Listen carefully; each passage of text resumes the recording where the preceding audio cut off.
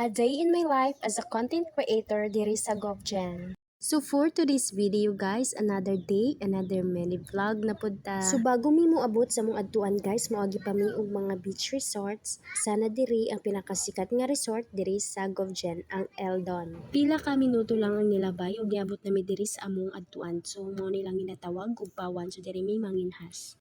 Og kay dili pa man mi makatabok kay taog pa man, so nagkasinabot mi nga mag TikTok. Mura bayag mga haod.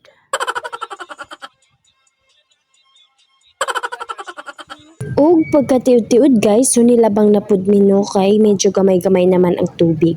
Timing pud kaayo kay ting paniud to na. So bago mi mo adto sa panginhasa na mo guys, so maniud to sa midaan, syempre maniud to sa gitna para di ta mapasmo. Mautong namingwit ni sila kay para daw magkilaw. Ug di pud ni paalas ning mga